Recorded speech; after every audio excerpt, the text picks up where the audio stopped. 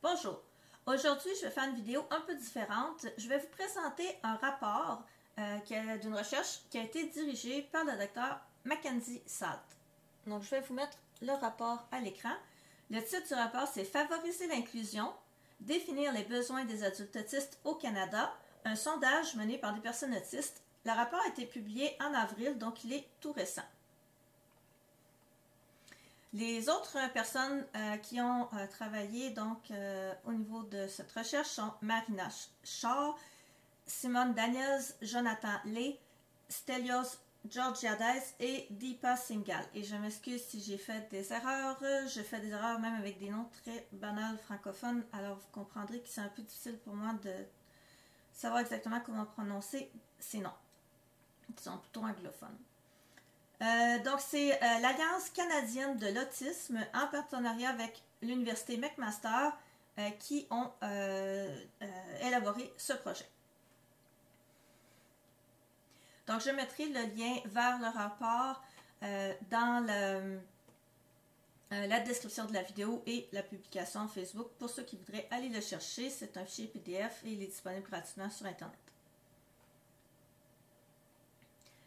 Bon, on va avancer un petit peu. Donc, on va regarder ensemble ce rapport et voir. Je vais peut-être faire des commentaires sur ce qui a été dit dans le rapport. Ça commence avec l'introduction qui dit « À quoi ressemble la vie pour les adultes autistes? » Et effectivement, vous allez voir, ils vont présenter des faits assez triste et difficile, comme on voit un témoignage ici. Je suis assez triste d'apprendre le peu d'informations dont je dispose en tant qu'adulte autiste. Une autre personne qui dit « Je n'ai reçu aucune ressource et je n'arrive pas à en trouver pour les adultes autistes dans ma province. J'ai été très déçue de constater le manque de ressources pour les adultes, comme elles sont presque toutes destinées aux jeunes enfants. » On ne sait pas précisé dans quelle province, mais je peux vous dire qu'au Québec, c'est un problème pour les adultes autistes d'avoir de l'aide. Donc, et puis j'ai échangé avec des gens d'autres provinces et c'est la même chose aussi. Donc, le sondage était à l'échelle nationale, c'est-à-dire l'échelle du Canada. Et c'était pour mieux comprendre les besoins des adultes autistes de 30 ans et plus. Donc, c'était pas pour les jeunes autistes, c'était vraiment pour les adultes. Donc, l'étude a impliqué 1912 adultes, donc des gens de chacune des provinces et territoires, ce qui est excellent. On voit qu'au Québec, il y avait 249 participants. Et c'est bien sûr l'Ontario qui a le plus de participants. Il faut savoir que l'Ontario au Canada, c'est la province qui a le plus de population tout court. Donc, c'était logique qu'il y ait plus de répondants d'Ontario. Donc, on peut voir que la majorité des répondants avaient entre 30 et 44 ans. Si on combine ces deux barres-là, on voit que c'est surtout ces tranches d'âge-là qui ont répondu. Et la plupart étaient des femmes. Il y avait aussi des hommes et une petite quantité de personnes qui ne correspondaient pas à ces deux catégories de sexe assigné à la naissance. Plus de 20% des participants qui ont mentionné que leur identité de genre n'était pas cisgenre. Bon, c'est quelque chose dont on parle depuis longtemps dans la communauté autiste, que les personnes autistes sont plus susceptibles de se retrouver dans la communauté LGBT et donc on voit que c'est confirmé par les réponses.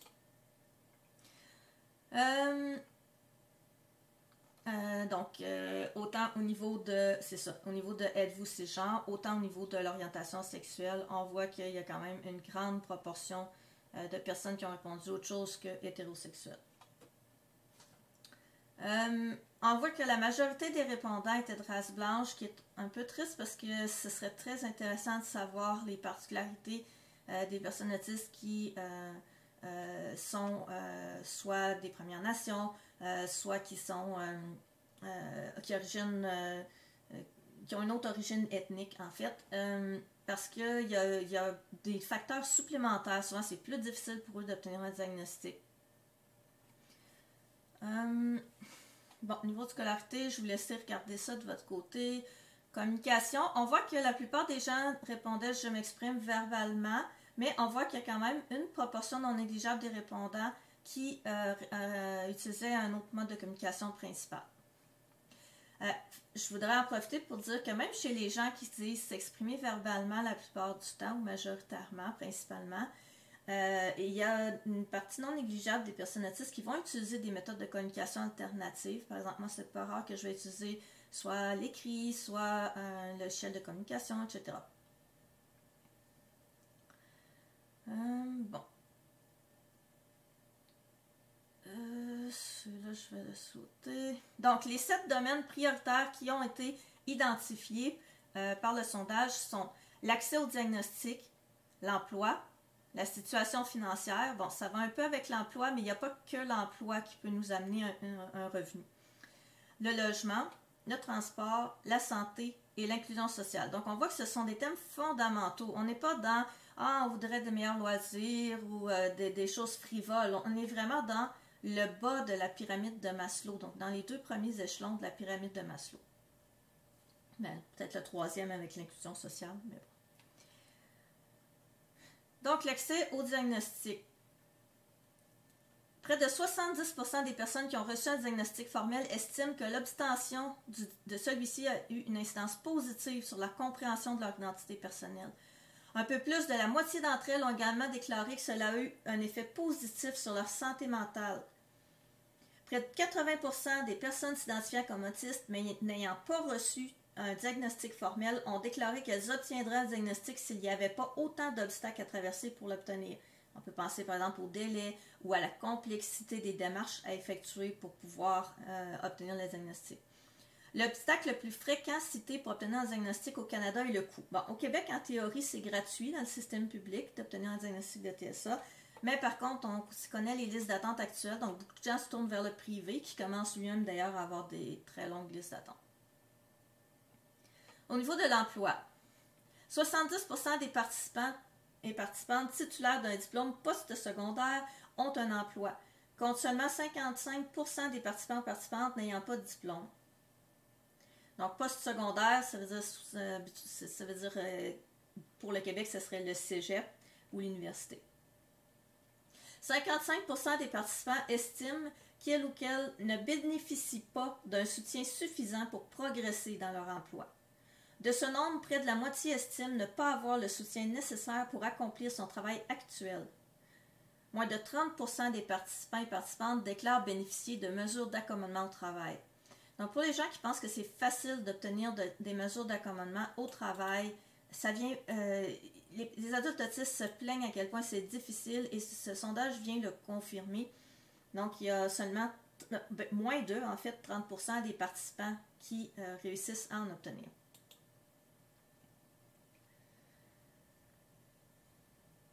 Au niveau de la situation financière, un quart des participants et participantes déclarent ne pas avoir assez d'argent pour acheter ce dont ils ou elles ont besoin. Plus de la moitié des participants et participantes n'ont pas d'épargne retraite. Ça, c'est pas surprenant quand on fait partie de la communauté autiste. Beaucoup de personnes autistes sont en situation de rotation régulière au niveau de l'emploi. Donc, elles vont réussir à obtenir un emploi, mais ne pas réussir à le conserver. Soit elles vont se faire congédier, soit elles vont se retrouver en burn-out autistique et bien sûr, suite au cumul d'absence, à un moment, elles finissent par perdre leur emploi, ou elles doivent démissionner parce qu'elles sont juste trop complètement dépassées par tout ce qu'il y a à faire dans leur vie d'adulte. Donc, quand tu ne réussis pas à conserver un emploi fixe, le même employeur sur le long terme, ben, tu n'as pas de retraite. Parce que tu as de l'épargne retraite seulement si tu réussis à rester assez longtemps pour pouvoir participer au plan de retraite de ton employeur. Et aussi, ben, ceux qui se retrouvent à des moments sur le chômage ou l'aide sociale, eh bien, pendant ce temps-là, tu n'as pas d'épargne retraite qui s'accumule. Plus de 40% des participants et participantes n'ont pas d'épargne à court terme. Mais c'est le même problème. Quand tu passes régulièrement d'emploi à non-emploi, emploi à non-emploi, tu es obligé de piger dans tes réserves et donc tu n'as pas d'épargne à court terme. Et aussi, comme tu es coincé souvent dans des postes d'entrée de gamme, même si tu as des diplômes, ben, ça veut dire que tu as un salaire qui est plus bas que la moyenne et donc tu ne réussis pas à épargner. Aussi, il y a des coûts cachés à être autiste. Par exemple, des fois, on doit acheter des choses plus chères parce qu'on n'est pas capable de fonctionner avec l'objet de base. Où on doit acheter des objets supplémentaires. Par exemple, j'ai acheté une couverture lestée, ben c'est un coût, ça, c'est pas gratuit. Donc, il y a plein de coûts supplémentaires qu'on doit payer. Souvent, si on a besoin d'aide à la maison, par exemple, pour faire le ménage et tout, souvent, on ne réussit pas à avoir une subvention pour ça, et donc on doit payer de notre poche. Donc, il y a beaucoup de frais supplémentaires. Souvent aussi, les parents, les personnes autistes adultes vont être parents, et souvent bien, ils ont un enfant autiste. Et donc, comme beaucoup de parents d'enfants autistes, ben, ils ne peuvent pas travailler à temps plein. Et donc, il y a ça aussi qui vient appauvrir la famille. Au niveau du logement, on dit plus d'un tiers des participants et participantes déclarent vivre dans un logement inadéquat ou dans des conditions de vie qui ne répondent pas entièrement à leurs besoins. On peut penser par exemple à un logement où il y a trop de bruit par rapport à leur capacité à tolérer le bruit, ou qui est trop loin du transport en commun, mais la personne ne peut pas conduire à cause de ses ennuis sensoriels ou à cause de difficultés cognitives. Près de 70% ont déclaré que leurs frais de logement absorbaient 30% ou plus de leur revenu mensuel, ou que quelqu'un d'autre couvrait ces frais. Les données de Statistique Canada montrent que seulement 14,8% des propriétaires, 14% des propriétaires et 33% des locataires canadiens ont dépensé autant pour le logement en 2020-2021. Donc, il y a 70% dans les adultes autistes qui déclarent que leur logement est trop coûteux par rapport à 14% de l'ensemble de la population au niveau des propriétaires et 33% au niveau des locataires. Donc, même si on compare avec les locataires, disons, mais on voit que c'est plus que le double par rapport à la population canadienne. Donc, ça va avec ce qu'on voyait à la page précédente, que les personnes n'arrivent pas à avoir un salaire un revenu suffisant pour payer leurs factures. Le point du transport. 35% des participants dépendent principalement des autres ou du transport en commun pour se déplacer dans leur communauté. Bon, je l'ai dit tantôt, il y a beaucoup de personnes autistes qui vont avoir ça, tellement d'anomalies sensorielles ou des difficultés au niveau cognitif, par exemple la vitesse de traitement ou la capacité de résolution de problèmes, qui vont faire qu'elles ne peuvent pas conduire, et donc elles vont dépendre soit de proches aidants ou de transport en commun pour se déplacer. Plus de 20% des participants ont trouvé qu'il était assez ou très difficile de se déplacer dans leur communauté. Ben, on a juste à penser à toutes les personnes qui restent en zone rurale. Et même en ville, ça peut être difficile de se retrouver dans le transport en commun de t'orienter si tu as des défis justement au niveau de l'orientation dans l'espace et dans le temps. Près de la moitié des participants et participantes pour qui se déplacer dans leur communauté est difficile ont mentionné qu'ils ou elles n'étaient pas en mesure de conduire pour diverses raisons. Donc, le fait de ne pas être en mesure de conduire est un facteur important au niveau de la capacité ou pas ou de la facilité, c'est-à-dire de se déplacer. C'est pas une grande surprise. Les environnementalistes au Canada passent leur temps à s'en plaindre que le Canada est un pays où le transport en commun n'est vraiment pas favorisé. Au niveau de la santé, plus de 40% des participants et participantes ont indiqué qu'ils ou elles souffraient de plus de 5 types de maladies chroniques. Plus de 5 types de maladies chroniques chez 40% des participants. Seulement un tiers des participants et participantes ont déclaré qu'ils ou elles pouvaient ce qu'ils ou elles aimaient en grande partie ou totalement à cause de leur santé. Bon, je pense qu'il y a une erreur dans la phrase ici, là, ça devait être qu'ils ne pouvaient pas faire là, ce qu'ils ou elles aimeraient en grande partie ou totalement à cause de leur santé. C'est quelque chose dont les personnes autistes plaignent très souvent, que leur santé physique et mentale est tellement en mauvais état qu'elles n'arrivent pas, par exemple, à travailler ou à s'occuper de leurs enfants aussi bien qu'ils voudraient, etc. Plus de la moitié des participants et participantes n'ont pas un accès suffisant et régulier à un prestataire de soins pour leur santé physique. Bon, ça veut dire quoi en français, ça? Ça veut dire qu'ils n'ont pas nécessairement un médecin de famille. Et c'est quelque chose que je vois souvent chez les adultes autistes. Et c'est tellement compliqué de réussir à avoir un médecin de famille que souvent, la personne va être incapable de faire la démarche. Ça demande trop d'habileté sociale, trop de fonctions exécutives, et la personne est juste dépassée et incapable de réussir à avoir un médecin.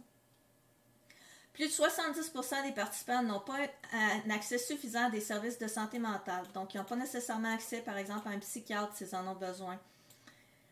Ça aussi, c'est très difficile de réussir parce que si tu n'as pas, entre autres au Québec, si tu n'as pas accès à un médecin de famille, ben tu ne pourras pas être référé au psychiatre.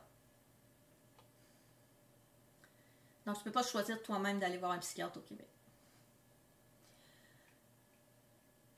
L'inclusion sociale. Près de 90% des participants et participantes au sondage ont déclaré s'être sentis à l'écart ou isolés, ce qui représente plus du double du taux observé chez les Canadiens pendant la pandémie. Donc ça, c'est des chiffres pendant la pandémie. Donc, 90% des participants et participantes ont déclaré s'être sentis à l'écart ou isolés. Ce chiffre-là ne m'étonne pas. Premièrement parce que, en tout cas au Québec, pendant la pandémie, la plupart des services, le peu de services qui existaient pour les adultes autistes qui étaient donnés par les CRDI ont été tout simplement annulés. Par exemple, moi j'avais un travailleur social qui venait faire l'épicerie avec moi et qui venait aussi pour discuter, là, pour m'aider avec tous les problèmes que je pouvais rencontrer. Et tout d'un coup, pendant la pandémie, on m'a coupé le service parce qu'on a décidé de réaffecter ce travailleur social-là à d'autres services. Et donc, je me suis retrouvée avec plus aucun service tout d'un coup et je n'avais pas Internet, pas le téléphone et donc j'étais totalement isolée. Et on prenait pour acquis que la famille allait aider les adultes autistes alors que beaucoup d'adultes autistes n'ont pas de lien avec leur famille pour toutes sortes de raisons ou leurs proches aidants sont épuisés, en burn-out, en dépression et donc ils sont juste plus capables de les aider. Il y a toutes sortes d'autres raisons aussi, là. Donc, ça ne me surprend pas du tout ce chiffre-là parce que toutes les personnes autistes que je connaissais au moment de la pandémie se sont retrouvées extrêmement isolées. Près de 40% 45%, c'est-à-dire des participants et participantes, se sont dit insatisfaits ou très insatisfaits de leurs activités sociales. Donc, presque la moitié des personnes autistes qui ont répondu qu'elles étaient insatisfaites ou très insatisfaites de leurs activités sociales. Ben, c'est parce que même quand on réussit à participer à une activité, on ne va pas nécessairement en tirer du positif à cause de toutes les difficultés au niveau de l'interaction sociale, puis toutes les violences psychologiques et autres abus et violences qu'on subit lors des interactions sociales, parce qu'on est différents, ça fait peur aux gens, et donc ça leur donne le droit d'être méchants avec nous, et ça leur donne le droit d'abuser, etc. Je vais maintenant reprendre chacun des domaines prioritaires et lire le texte au long de chacune des diapositives de leur rapport. Donc, on va remettre le diapo. Donc, le domaine prioritaire 1, c'est l'accès au diagnostic. Donc, le rapport dit « Il est très difficile pour les adultes d'obtenir un diagnostic formel d'autisme au Canada. Nos résultats montrent que de nombreux adultes s'identifient comme autistes, mais n'ont pas de diagnostic. Et qu'ils et elles aimeraient en obtenir un s'il n'y avait pas autant d'obstacles à traverser pour l'obtenir. Il est très important de faciliter l'accès au diagnostic. Notre étude et les recherches antérieures soulignent toutes deux l'effet positif de recevoir un diagnostic sur la vie des adultes autistes. » Je vais préciser, dans le fond, c'est que les obstacles dont on parle pour obtenir le diagnostic, il y a le coût, bien entendu, parce que même si c'est supposément gratuit, c'est pas nécessairement accessible au public à cause des attentes. Il y a aussi toutes les difficultés à réussir à passer au travers des démarches administratives qu'il faut faire. Donc, avoir un médecin de famille pour commencer, qui peut ensuite nous référer à un psychiatre, etc. Donc, ça peut être très compliqué de réussir à obtenir un diagnostic. Il y a un témoignage d'une femme autiste de 52 ans qui dit « J'étais très excitée d'avoir une explication et un mot pour me décrire. Qu'il y ait un mot, ça signifie que d'autres personnes savaient ce que j'avais. C'était majeur. » Fin de la citation. Ouais, moi aussi, j'ai vécu ça quand j'ai eu mon diagnostic. Ça faisait des années que j'étais dans l'errance diagnostique. Donc, on me donnait toutes sortes de diagnostics qui ne correspondaient pas à ce que je vivais. Et enfin, et donc j'avais l'impression toutes ces années, en fait les 20 premières années de ma vie adulte, pas tout à fait 20, mais en tout cas, que personne, en fait, n'arrivait à me comprendre, qu'aucun des psychologues ou psychiatres ou médecins ou autres intervenants que je voyais, qu'il n'y avait personne qui arrivait à comprendre mes difficultés, qu'il n'y avait personne qui arrivait à les nommer, et donc ils ne pourraient pas m'aider puisqu'ils ne savaient pas ce que j'avais. Et donc là, enfin, on me donne un diagnostic, et quand je vais lire sur le sujet, c'est quoi les difficultés qui sont liées à ce diagnostic-là, les incapacités qui sont liées à ça, c'est quoi la communauté autiste, que je parle avec d'autres autistes, et là, tout d'un coup, pour la première fois, il y a un diagnostic où je me dis, mais oui, c'est ça, c'est exactement, ça me décrit, ces gens-là vivent les mêmes choses que moi, j'ai exactement les déficiences qui sont décrites dans le DSM-5 au niveau du TSA, etc. Donc, c'est déjà juste de savoir ce qu'on a et que d'autres sont capables d'identifier qu'on a ce problème-là, c'est un gros soulagement. Le deuxième témoignage, c'est une femme autiste de 48 ans qui dit « Mon diagnostic m'a permis de comprendre que toute ma famille est probablement autiste et de recadrer de nombreuses choses qui étaient auparavant des sources de culpabilité, de honte ou d'incompréhension. Il m'a également permis de commencer à être plus ouverte avec mes amis. J'avais intériorisé très tôt, à cause de l'intimidation, qu'il n'était pas prudent de partager mes opinions ou mes sentiments personnels avec les autres. Et mon diagnostic m'a permis de commencer à remettre en question ces présomptions. » Fin de la citation. Le deuxième domaine prioritaire qui a été décrit dans le rapport, c'est l'emploi. Donc, ça dit « Notre sondage démontre que de nombreux adultes autistes au Canada ont des difficultés à trouver un emploi et à bénéficier d'un soutien suffisant au travail. Les résultats révèlent que plus d'un tiers des participants et participantes sont actuellement sans emploi. » Donc, le tiers. Ce qui est très différent des faibles taux de chômage, moins de 20% pour les Canadiens et Canadiennes de 25 à 54 ans en 2023. L'éducation a une incidence importante sur les possibilités en emploi, ce qui montre la nécessité d'un soutien complet à l'emploi et à l'éducation pour les adultes autistes afin d'améliorer leur réussite et leur avancement tout au long de leur parcours professionnel.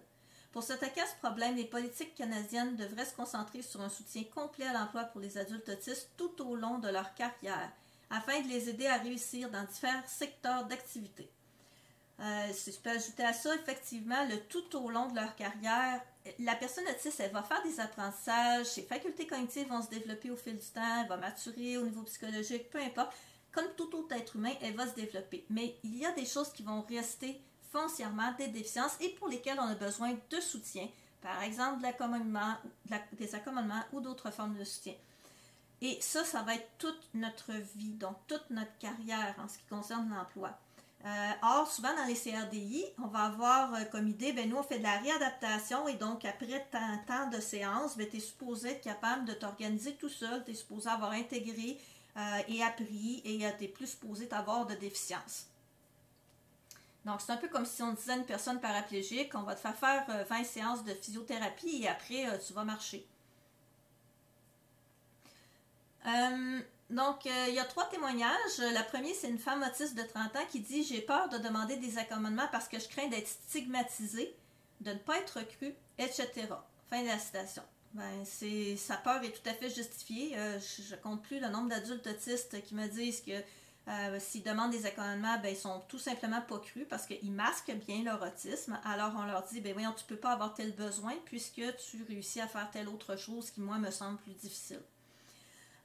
Aussi, être stigmatisé, bien sûr, parce que les employeurs n'aiment pas donner des accommodements et donc souvent, ils vont s'arranger pour que ça soit perçu comme très négatif que tu as un accommodement. Donc, par exemple, si les autres employés sont jaloux, ils vont les laisser être jaloux au lieu d'intervenir. Et donc là, la situation va se dégrader très rapidement au travail. Aussi, souvent, tu peux être stigmatisé dans le sens qu'on ne donnera pas de promotion, etc. Même si tu fais un très bon travail, parce qu'on va dire, non, cette personne-là, elle a besoin d'accommodement, donc on peut pas lui donner accès à tel emploi ou tel poste ou peu importe. Un deuxième témoignage, celui d'une femme autiste de 40 ans qui dit « J'ai des diplômes en enseignement et en droit. Mais travailler dans ces domaines était extrêmement difficile et stressant pour une personne autiste non diagnostiquée. Je ne savais pas à l'époque pourquoi c'était si difficile. J'ai quitté le droit très rapidement pour un travail plus facile et je suis restée au foyer après la naissance de mon premier enfant. » Fin de la citation. Premièrement, on voit ça souvent, je suis restée au foyer après la naissance de mon premier enfant parce que souvent la conciliation famille-travail, ça va être très difficile pour la personne autiste parce que ça fait comme trop de dossiers ouverts en même temps, puis nous, on a beaucoup de difficultés à gérer plusieurs dossiers en même temps. L'autre point, c'est travailler dans certains domaines est extrêmement difficile et stressant pour une personne autiste non diagnostiquée. Je ne savais pas pourquoi c'était si difficile. Ça, c'est un bon exemple. Moi, j'ai travaillé avant mon diagnostic, entre autres, dans une entreprise qui s'appelle Premier Tech, qui est une grosse compagnie manufacturière multinationale. Et à un moment, j'étais rendue en épuisement autistique et J'ai quitté et l'employeur me demande oui, mais on voudrait que tu restes. Qu'est-ce qu'on peut faire pour que tu puisses rester? Puis qu'est-ce qui fait que c'est si difficile que tu as envie de partir? Et j'étais incapable de dire. Ils étaient prêts à me donner des accommodements, même si je n'avais pas de diagnostic. Mais je ne savais même pas quoi demander comme accommodement parce que je ne comprenais pas, parce qu'à l'époque, je n'avais pas mon diagnostic de TSA, donc je ne savais pas qu'est-ce qui posait difficulté, pourquoi j'étais toujours aussi fatiguée, aussi stressée, je ne savais pas. Il y a un troisième témoignage, celui d'une femme autiste de 52 ans qui dit « J'ai eu des dizaines d'emplois, certains prestigieux, d'autres subalternes. Je n'ai pu en garder aucun. Je n'ai plus 30 ans et il m'est donc maintenant impossible d'être embauchée. De plus, mon CV est disparate et n'est pas le document de carrière de haut niveau et ciblé auquel on s'attend pour les personnes de mon âge. Je ne peux pas travailler à temps plein. Je ne peux pas vraiment gérer des réunions de plus de 30 minutes, quelle qu'en soit la forme, parce que je ne peux pas assimiler ce qui se dit, tenir une conversation et retenir ce que j'ai à faire en même temps. Je ne peux pas travailler dans des environnements lumineux, bruyants ou distrayants. Ainsi, le travail que je peux faire, et c'est déjà beaucoup, est limité par ces facteurs externes. De plus, pour obtenir du travail, il faut connaître des gens et avoir des contacts, ce qui n'est plus mon cas aujourd'hui. » Fin de la citation. Bon, ça c'est quelque chose que j'ai souvent comme conversation avec des jeunes autistes dans la vingtaine qui vont me dire « Ah, voyons, c'est pas un problème, moi j'ai pas de problème à avoir un emploi. » Premièrement, quand tu es jeune, tu as de l'énergie, donc tu peux réussir à t'en sortir en masquant. Et aussi, quand tu commences à travailler, c'est pas grave si tu as 25 ans puis que tu as 10 emplois dans des domaines divers, pas nécessairement liés avec tes études. Les gens s'attendent à ça quand tu es dans la jeune vingtaine, que tu vas faire des expériences, etc., etc. Mais quand tu arrives à 52 ans, comme dit la madame ici, ou même bien avant ça, quand tu arrives à 30 ans, les gens s'attendent que ton CV fasse du sens, qu'il raconte une histoire et qu'il y ait un fil conducteur et que tu as des jobs de plus en plus avec des responsabilités, etc. Donc, ils veulent voir une progression de carrière. Et si tu n'as pas ça, si ton CV est disparate, ben, il n'y a aucun moyen que tu vas te faire embaucher. Un autre problème, le problème, je ne peux pas travailler à temps plein. Beaucoup de personnes autistes ont trop de fatigabilité, ne sont pas capables de travailler à temps plein. Je ne peux pas vraiment gérer des réunions de plus de 30 minutes. OK, parce qu'elle a de la difficulté à assimiler ce qui se dit. Beaucoup de personnes autistes ont besoin d'un temps plus long pour traiter l'information. Donc, traiter qu'est-ce qu'on leur dit. C'est pour ça souvent qu'on va demander à avoir le résumé de la rencontre par écrit, mais souvent c'est refusé. On n'est pas capable aussi souvent de répondre à des questions sans avoir le temps d'y réfléchir. Donc là, on va se faire poser « c'est quoi ton avis sur tel sujet? » Et on n'est pas capable de répondre et on a l'air de parfaits idiots et incompétents et inutiles. Alors qu'on aurait des réponses à donner, mais on aurait besoin de plus de temps pour traiter l'information et pour être capable de préparer une réponse. Retenir ce qu'on a à faire aussi, même problème. Bon, les environnements lumineux, bruyants ou distrayants, ça je pense que tout le monde est au courant à ce point-ci, là, que les personnes autistes ont des difficultés au niveau sensoriel. Mais ça, je vous dirais, c'est la partie facile à régler parce que les gens le comprennent plus et donc sont plus enclins à vouloir donner des accommodements à ce niveau-là. Donc, ça, tant qu'à moi, c'est la partie facile à régler. Et aussi, pour obtenir du travail, il faut connaître des gens et avoir des contacts, ce qui n'est pas plus mon cas. Bon, souvent, les jeunes adultes autistes, ils vont me dire, ben oui, mais il y a que la pénurie d'employés au Québec actuellement, c'est facile, je me trouve un emploi n'importe quand, il suffit que j'aille, parce qu'ils arrivent encore à masquer, et donc, ils peuvent facilement bien se présenter pendant l'entrevue, puis avoir l'emploi. Mais quand tu progresses dans ta carrière, quand tu es rendu avec des enfants toi-même, puis une maison, puis ci, puis ça, puis tu peux plus avoir juste un petit emploi avec un revenu de base, tu as besoin d'un bon salaire qui correspond avec tes études, etc. Donc là, tu veux accéder à des postes de haut niveau, mais pour accéder à ces postes-là, souvent, ils ne sont même pas affichés. Il faut que tu connaisses les gens, puis il faut qu'on te donne des références.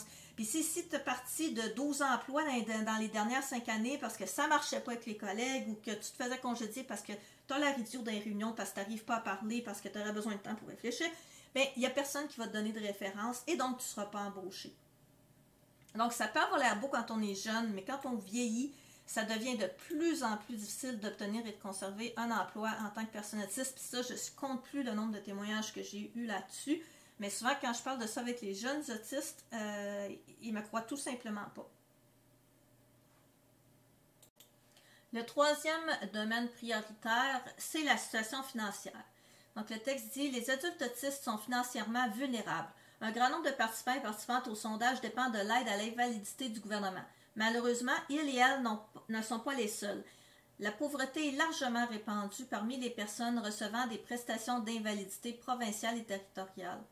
La communauté des personnes en situation de handicap dans son ensemble attend avec impatience l'arrivée de la prestation canadienne pour les personnes handicapées et la sécurité qu'elle pourrait offrir quant au niveau des besoins qui varient tout au long de la vie. Il est très important que les politiques futures accordent une grande priorité à la prestation d'un soutien financier solide à cette communauté dans l'ensemble du pays. On a ensuite une citation d'un homme autiste de 64 ans qui dit « Je n'ai jamais gagné beaucoup d'argent dans les emplois que j'ai occupés. Cela a un effet négatif sur ma qualité de vie future.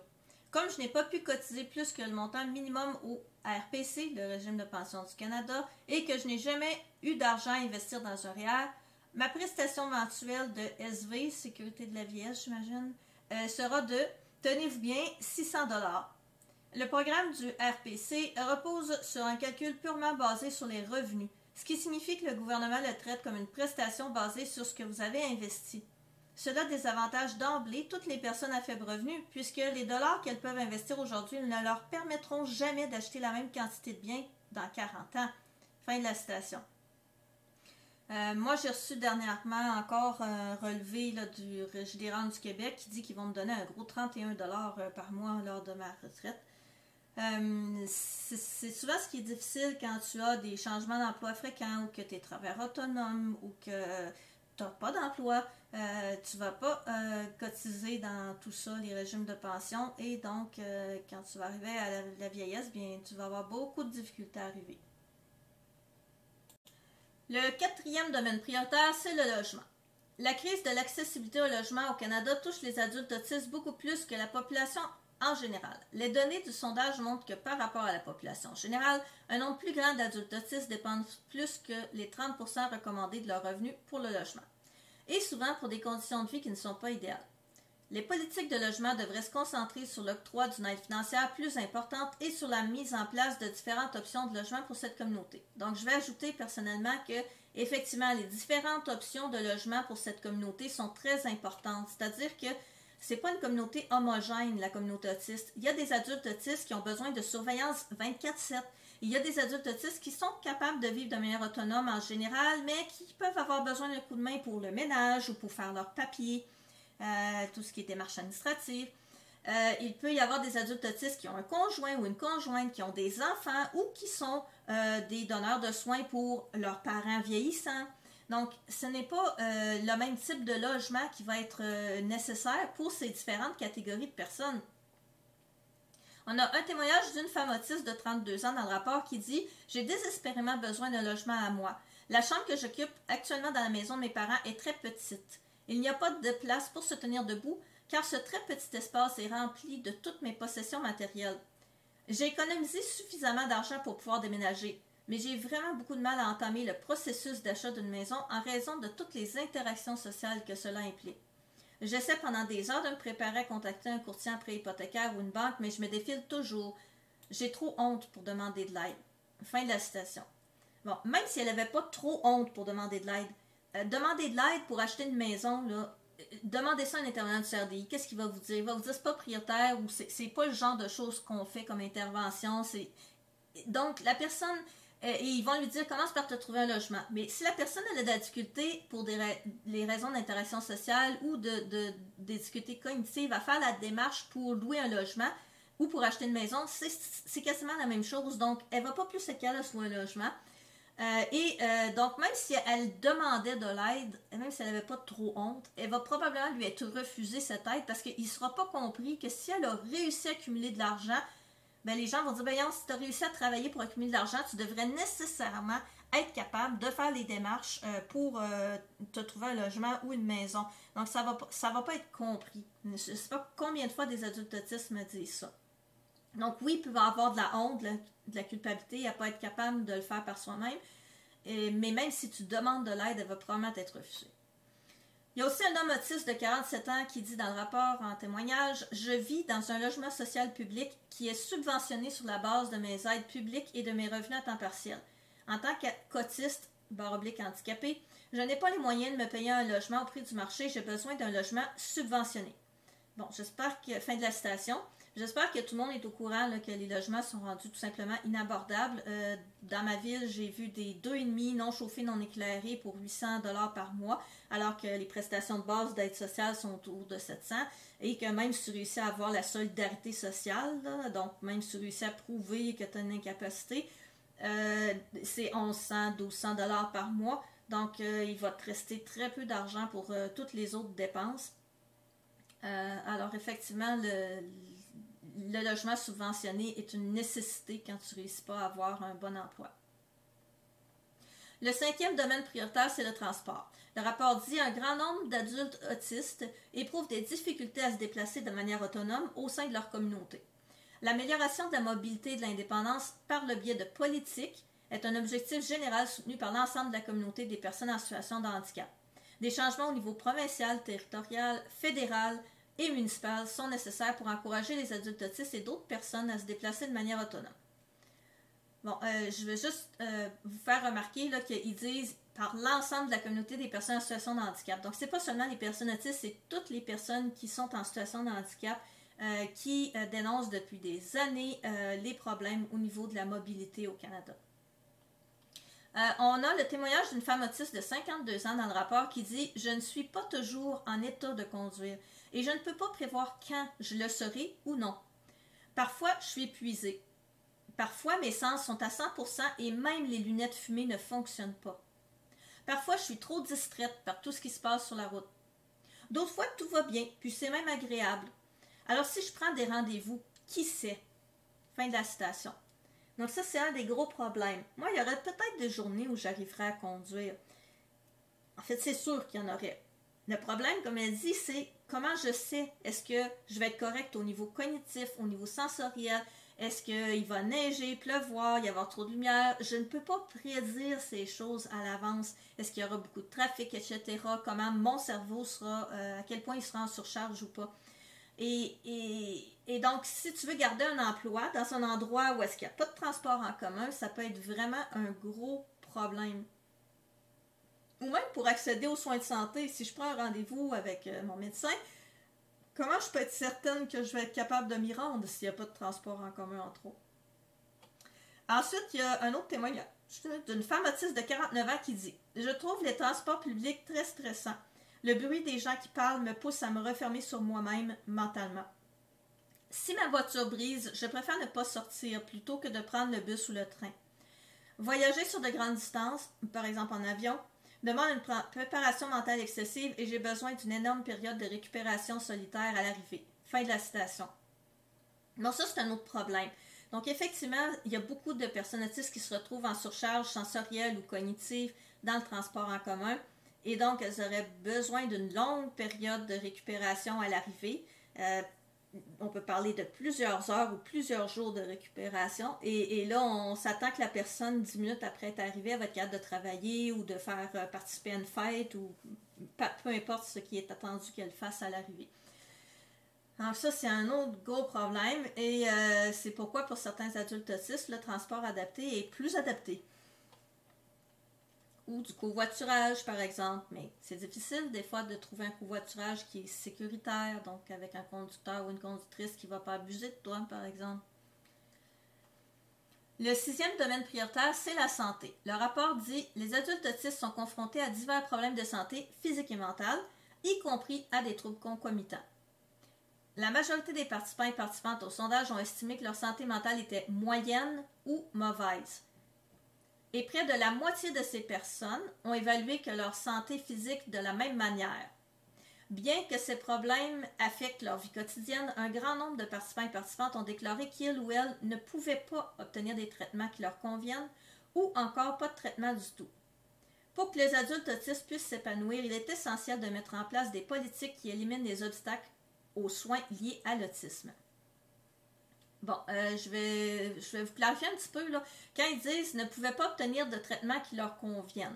Bon, on ne parle pas de frivolité ici, là. On peut parler, par exemple, que la démarche qu'il faut faire pour obtenir le traitement est tellement complexe que la personne n'a pas la capacité cognitive de faire autant d'interactions sociales ou de passer au travers des procédures. Donc, par exemple, des formulaires qu'il faut remplir, des appels téléphoniques qu'il faut faire, etc.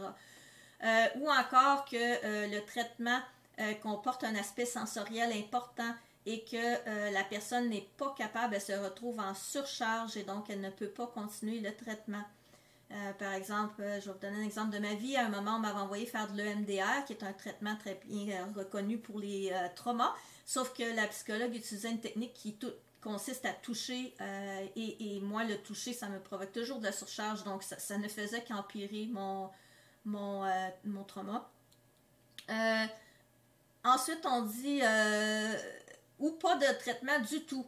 Ben, effectivement, j'ai souvent entendu des témoignages d'adultes autistes qui se voyaient refuser des traitements sur la base de leur autisme. Par exemple, on va leur refuser l'accès à une psychologue en supposant, sans avoir même discuté avec la personne, qu'elle n'aura pas de capacité d'introspection, ce qui est extrêmement variable. Il y a des personnes autistes qui ont une très bonne capacité d'introspection, d'autres moins, mais je connais aussi pas mal de neurotypiques qui n'ont pas une très bonne capacité d'introspection.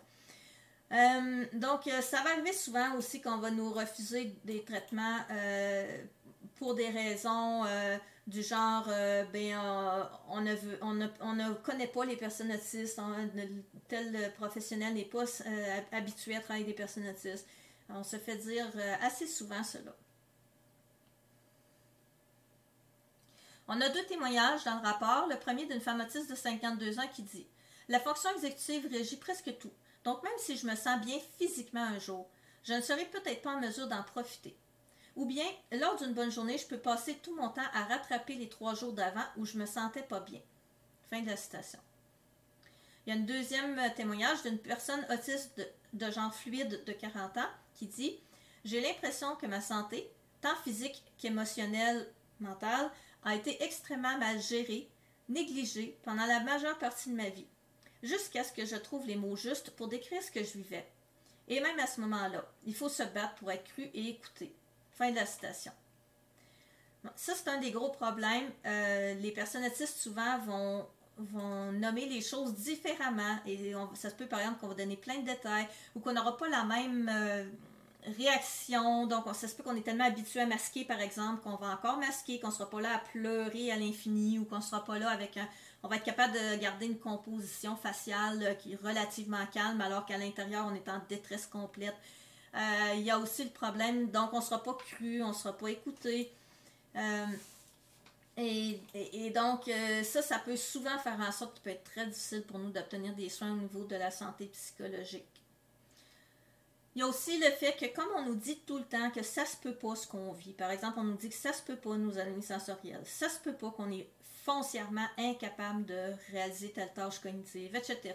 Donc, on est tout le temps en train de se faire invalider nos émotions, nos ressentis, nos incapacités, etc.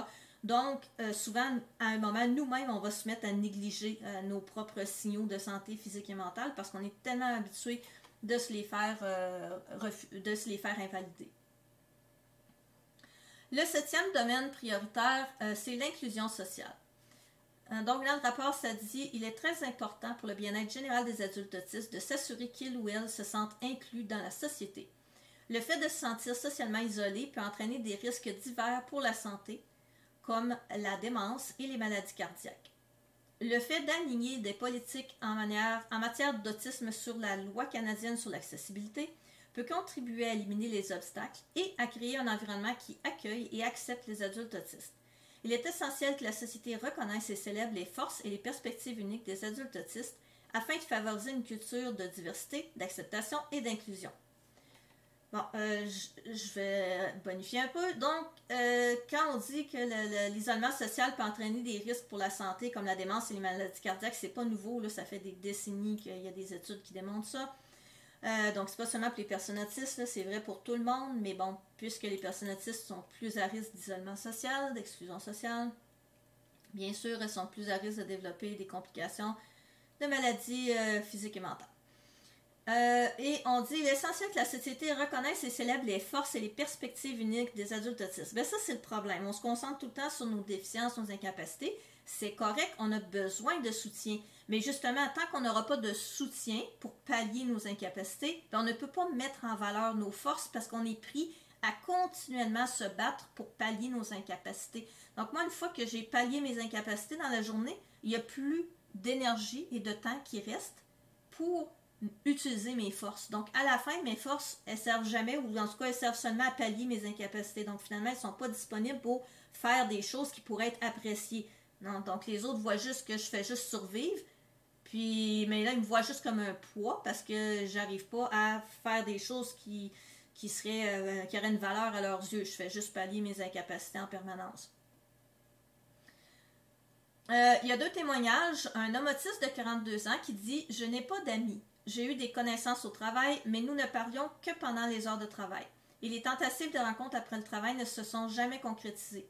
Une fois que j'ai quitté cet emploi, ces relations ont également pris fin. J'aimerais avoir des amis, mais je ne sais pas comment faire. » Fin de la citation. C'est un commentaire qu'on entend souvent chez les adultes autistes, je dirais spécialement chez les hommes. Souvent, les femmes vont avoir au moins une amie proche. Les hommes autistes vivent encore plus d'isolement. En tout cas, ça, c'est juste mon dessous d'expérience, là, puis de parler avec la communauté, là, mais je vous dirais qu'ils ont vraiment plus de difficultés. Peut-être parce que les jeunes filles, on nous apprend beaucoup, on insiste beaucoup, même quand nos parents voient qu'on a la difficulté avec l'interaction sociale, ça nous est beaucoup, on est forcé à apprendre comment interagir, puis il y a un gros accent mis là-dessus, même encore aujourd'hui avec les jeunes filles, pour leur apprendre à se faire des amis, tandis que c'est peut-être moins mis en priorité chez les jeunes hommes, je sais pas, je pose une question, mais je pense qu'on devrait y réfléchir. Et c'est souvent un problème, en fait, ça, le fait que la personne autiste, elle n'a pas d'amis à l'extérieur du travail. Donc, quand elle perd son emploi, ben, en fait, c'était pas vraiment des amis, c'était des connaissances, mais elle les percevait comme des amis. Mais là, elle se retrouve avec plus personne, en fait, quand elle perd son emploi. Puis, comme j'ai dit tantôt, on perd souvent son emploi quand on est autiste. Il y a un deuxième témoignage d'une femme autiste de 39 ans qui dit « J'ai appris à me fondre dans la société. Cependant, je me sens très seule. Je n'arrive pas à être moi-même avec qui que ce soit, même avec mes amis proches. Et je suis tout le temps anxieuse en société. J'aimerais avoir plus de relations étroites. Mes difficultés dans les situations de groupe font qu'il est plus difficile de commencer à nouer des relations, car c'est généralement dans un contexte de groupe que l'on rencontre les gens pour la première fois. C'est très important pour moi de tisser des liens avec les autres. » Fin de la citation. Bon, ça c'est un gros préjugé que les gens ont. Ils pensent que les personnes autistes ne veulent pas avoir des relations interpersonnelles. C'est pas qu'on veut pas, c'est qu'on a de la difficulté à les démarrer et les conserver. Donc, un bon argument qu'elle amène, c'est effectivement, dans la société neurotypique est conçue pour que ce soit dans les situations de groupe qu'on va rencontrer les gens, puis après on va devenir amis. Mais si tu n'arrives pas à participer aux situations de groupe, ou que tu y participes, mais tu es tellement anxieuse, tu fais tellement aussi de gaffe sociale que finalement les gens n'ont pas envie d'être ton ami, ça va être difficile de te faire des amis. Il y a aussi tout l'aspect de « je n'arrive pas à être moi-même ». Ben oui, parce que les adultes autistes, on passe notre temps à masquer, à camoufler notre autisme. Et donc, moi je dis tout le temps, c'est pas avec moi que les gens sont en relation, c'est avec mon personnage neurotypique. Mais dans ce temps-là, tu te sens extrêmement isolé parce que le moindrement que tu n'arrives plus à montrer à camoufler, c'est-à-dire que tu n'arrives plus à faire semblant d'être neurotypique, les gens découvrent ton vrai toi-même et ils ne veulent plus être amis avec toi. Et donc, tu te retrouves seul. Donc, le seul moyen que tu peux être entouré, c'est en jouant constamment un personnage comme si tu étais sur une scène de théâtre. Donc, ça, c'est des commentaires qu'on entend très souvent chez les adultes autistes. Alors voilà, ça c'était le dernier domaine prioritaire qu'ils listent dans leur rapport. Donc je vais vous laisser, si ça vous intéresse d'en apprendre plus, lire le reste, l'entièreté du rapport. Je vous encourage aussi d'aller sur la page web de l'Alliance de l'autisme. Je vais mettre le lien dans la publication Facebook, mais c'est www.autisme, mais pas de E, donc A-U-T-I-S-M. Ensuite, Alliance, ALLIANCE.ca. Vous pouvez aussi les suivre sur Facebook, LinkedIn, Twitter. Donc, je vous encourage à aller voir ce qu'ils font. On a besoin de rapports comme ceux-là, de recherches effectuées au sein de la communauté autiste. Donc, je les remercie beaucoup, tous les gens qui ont travaillé très fort à faire cette recherche et ce rapport. Donc, encore une fois, le Dr Mackenzie Salt, qui m'a autorisé d'ailleurs à faire la lecture de ce rapport et publier cette vidéo sur Internet. Donc, merci à tout le monde pour leurs vaillants efforts pour enfin avoir l'opinion de la population autiste.